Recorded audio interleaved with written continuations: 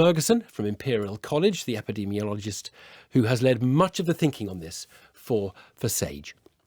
The challenge we face is we don't know enough about exactly where transmission is occurring to be able to fine-tune policies quite that precisely as yet. And so for the last few months, R has been a little bit above 1, in the 1 to 1.5 range, which is too high, but nowhere near where we were, for instance, back in March before the original lockdown. So in some sense, we understand things better. And the tier system, which was introduced before the lockdown, I think was a step in the right direction. The challenge with that was that the most effective measures were only put in place in the highest infection rate areas. And so what lockdown is hopefully going to do is bring down infections a little, maybe halve them over the course of the lockdown in the country. But we want to go out into a situation and new measures which then can keep a lid on infections going forward. Right. Now, everyone would like that, and that would be the answer to the question, what do you do after lockdown or lockdown light or the tiered lockdown that has sorted out an area that was very, very infected? But do we have that? Are we destined really to go into this cycle of lockdown and then easing lockdown, realizing that R was below 1 for the lockdown, goes above 1 when you ease, and then you just have to contain it again? So some of this is science and some of this is politics. What we now know is that, for instance, if we left the lockdown and put every area of the country into equivalent of tier 3, which is not too different from the lockdown we're in at the moment, that probably would keep a lid on things. The challenge, of course, is the economy, people being able to go about their normal lives. And so there clearly is pressure to relax measures. And if we relax them too much, certainly back to what used to be called tier 1, then we will see infections bounce up again. And eventually that will need to be curtailed with another tightening of measures. So, there's not a precise way of judging this. And there are some very important trade-offs, particularly, of course, around the festive season.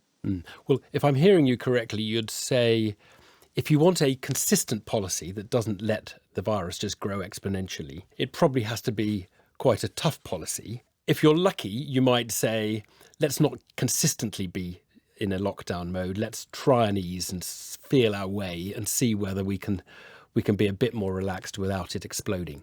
Exactly. So the difference between what used to be called tier 3 in the northwest, for instance, and the current lockdown is non-essential retail being open, really. And I think we could open non-essential retail and still maintain control.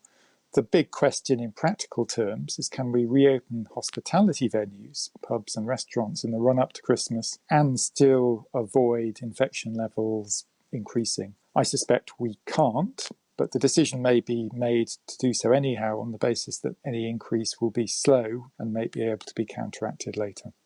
Okay, so as you look at it now, you would be saying, come December the 2nd, caution would advise, keep pubs, restaurants shut, because that is the way to avoid it. Well, I won't be making that decision, but the trade-off will be between, if we keep pubs and restaurants shut, I think with the analyses we and other groups have done just in the last few weeks of the effect of the tier system, we can be moderately confident we could keep a lid on infection rates, not have them go up. However, that will come at a significant social and economic cost, and we could attempt to safely reopen them, but inevitably that will be riskier. I just want to be clear as well, come December the 2nd, would you be saying areas that have very low levels of infection could go back to something, maybe not what was tier 1, which was very, very minor restrictions, but something like tier 2 when we get out of this? Possibly. The challenge with that whole approach is that what you end up doing is levelling up, that if you put in place lesser measures in areas with low infection rates at the current time, but infection rates which are growing, they sooner or later become areas with high infection rates where you have to clamp down. Would you say, when we look at the way the authorities are moving all the time, every day there's another announcement of a region that's been upgraded to a higher tier, or a temporary lockdown, or the easing of a temporary lockdown, is that necessarily the sign that no one knows what they're doing at this point? Or is that the sign that the right strategy is to feel your way, look at the data, reappraise, change the measures accordingly?